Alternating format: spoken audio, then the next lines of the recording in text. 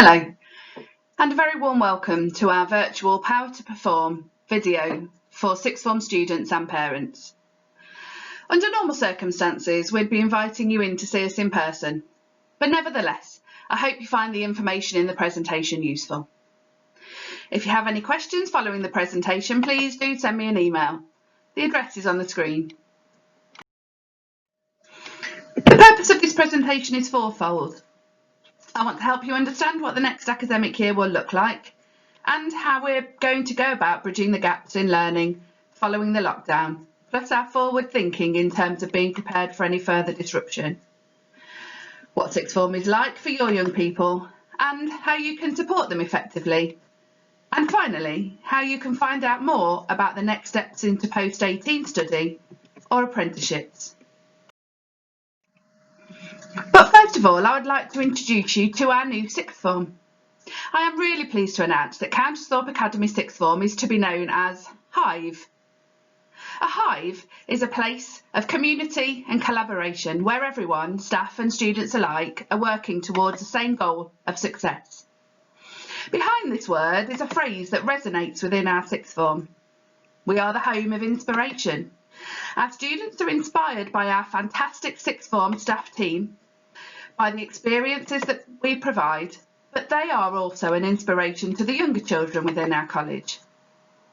Our sixth form students persevere, and my goodness, these young people have shown this over the last 5 months or so.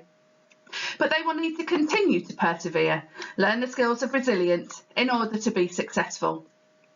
And finally, excellence. Our academic results go from strength to strength, each year getting better and better, and we are so proud of our academic achievements in sixth form. This year's results were of course delivered in rather a different manner and in the most challenging of situations. However, we are proud of our students achieving some fantastic grades, including 13 A-star grades at A-level and an amazing 10 distinction stars in the vocational BTEC qualifications. This really is incredible considering the small number of students who opt for BTEC awards and they are achieving the top grades. It really is very difficult to achieve these top grades at any level 3 phase, both BTEC and the A-level. The top 10 achievers are on the screen, and with such high achievements in this cohort, it is not surprising when I go on to tell you about some of the destinations students are moving on to. We're so proud that one of our super sixth form students is off to Cambridge University to read psychology and behavioural sciences. We also have 2 successful medical applications, and our outgoing head boy is reading law at Leicester University and our outgoing head girl is reading geography at Leeds. Getting to the stage that offers are accepted at university on results day is an exciting prospect for many, but the journey there or onto an apprenticeship or employment is our challenge here and now. The transformation from GCSE to A-level students and then beyond is a challenging one for students, and I maintain that the academic gap between GCSE to A-level is the greatest jump of any academic stage. But it was also a leap for parents too. At GCSE stage you would have had more say, felt more in control and been a greater part of their day getting PE kits sorted and books organised. But now your young people are becoming increasingly independent, but they still need your direction. It's all good training for their independent adult lives.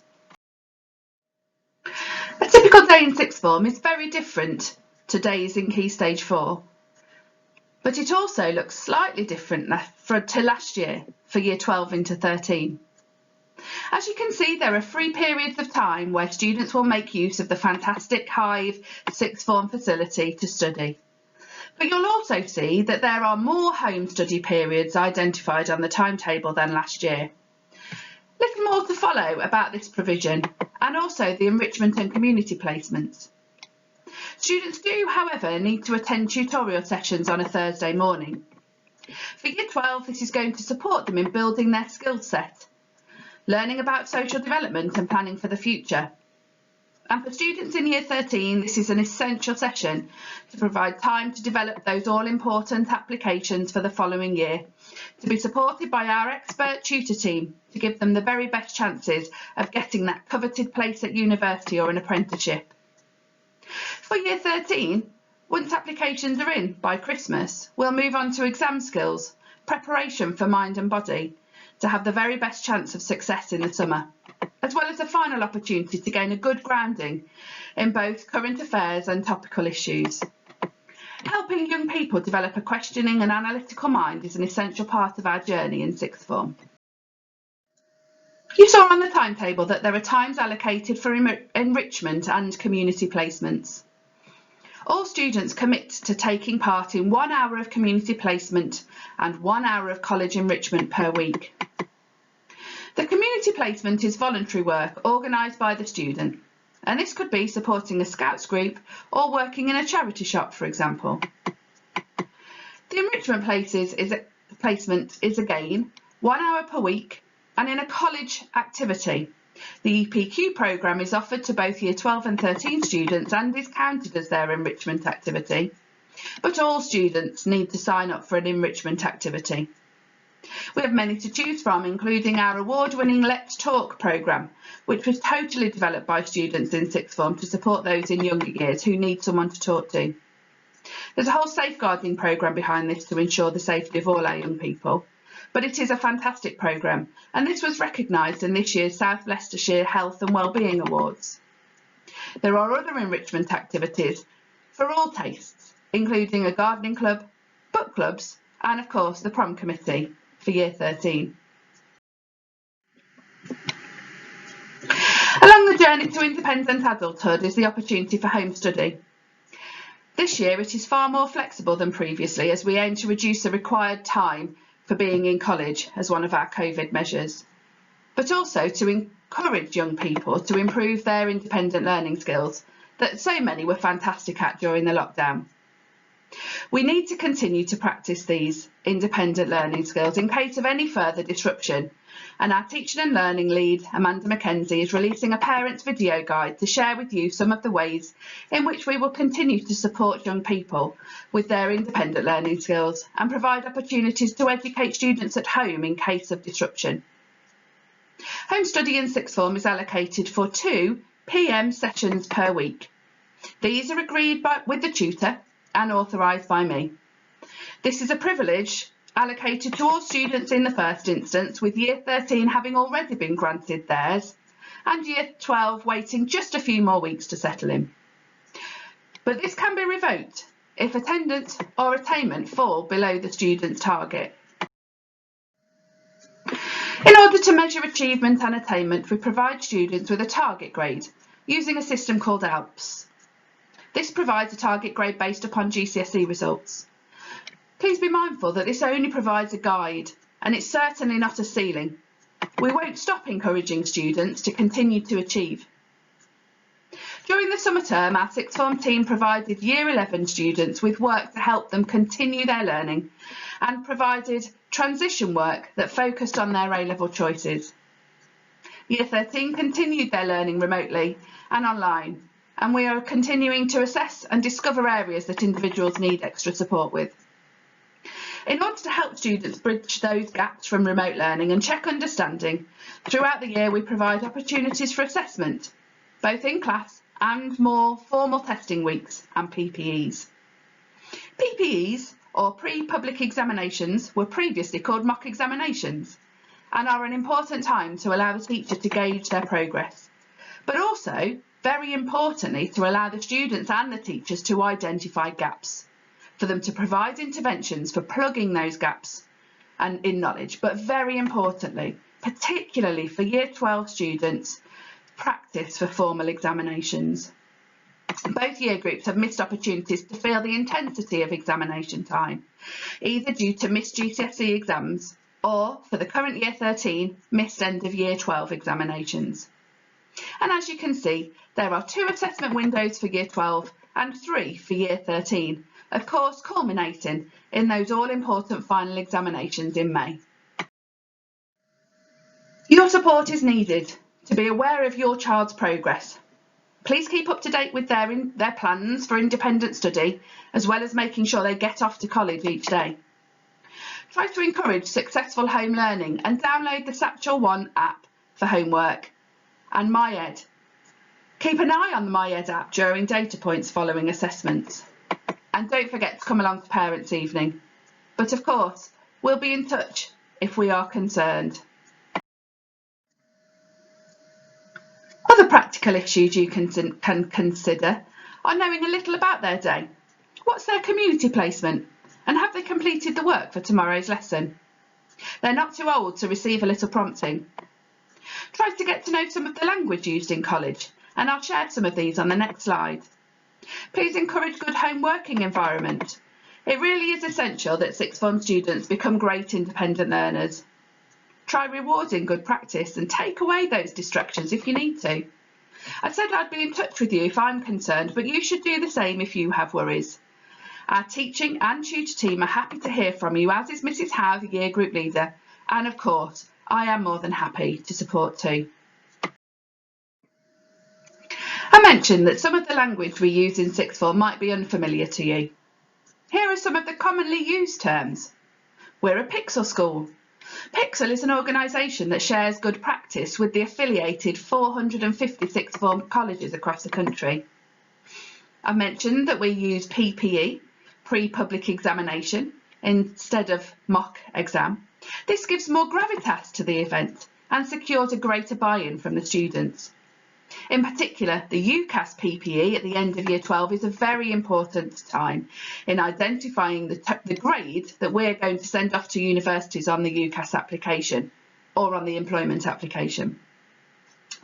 A walking talking mock takes students through the exam process, led by the teacher, and explaining how to answer each of the styles of question.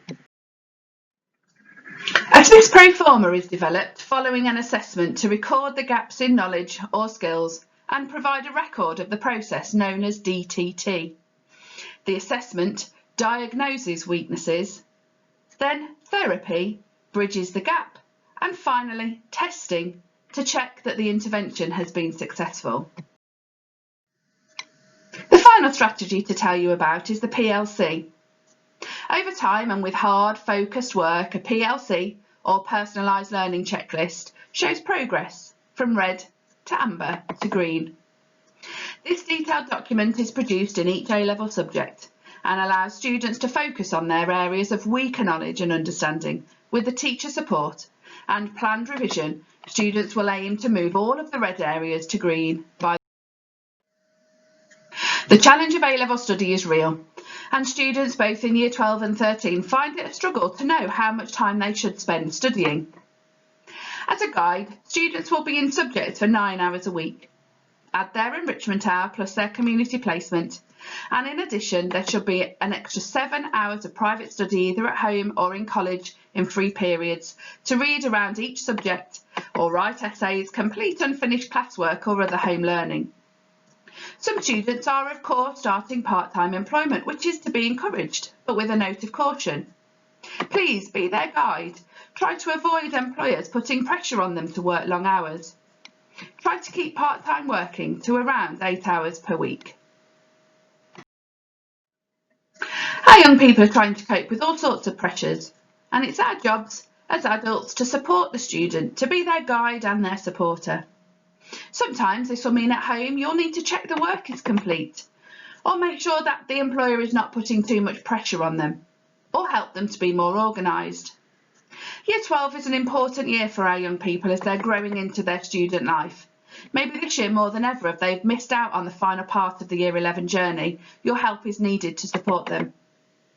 In Year 13, they're preparing for assessments, and we don't know what the summer assessments will look like.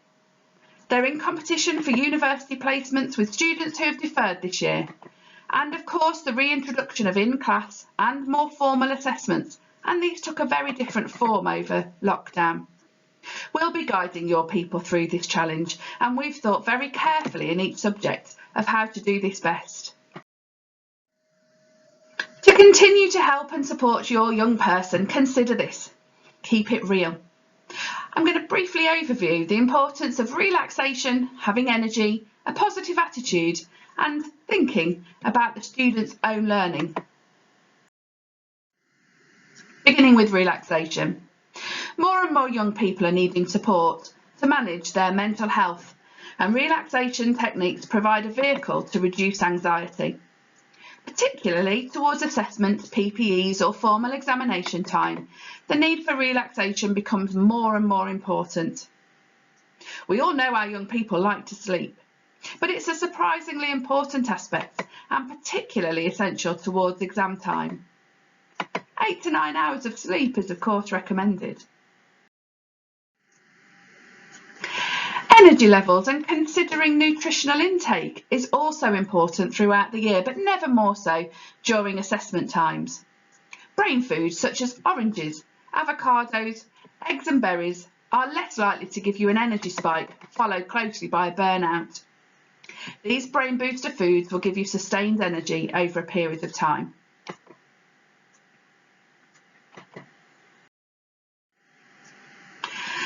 Having a positive attitude is so important for young people. We're living in such a fast-moving world, and they've experienced changes in the educational environment that we've never experienced before. Ever more now, we need to encourage motivation and positivity. So at home, try to encourage rewards, such as for every hour worked, watch 15 minutes of a YouTube video, though they'll need to set a timer. We can help and support if your child is experiencing difficulties in being motivated. Please make sure you speak to their tutor, because we can help. It's also important to make sure that learning time is effective and that work is organised throughout the year, but in particular in the run-up to exams. Missed lessons need to be caught up, and revision techniques that have been proven useful in the past should be routinely used.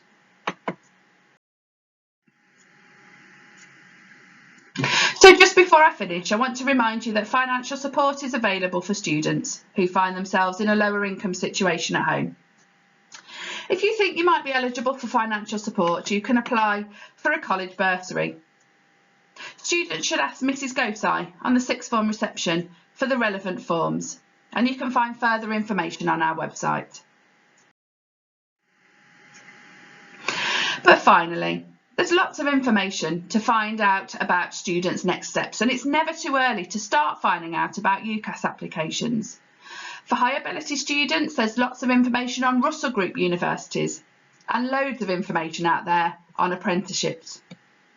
Please look again at the letter I sent informing you of this presentation, as on there I've put on some useful websites. Thank you very much for listening. I do hope that some of this information has been useful, but please remember to contact the student's form tutor, Mrs. Howe or myself, if you've got any further questions.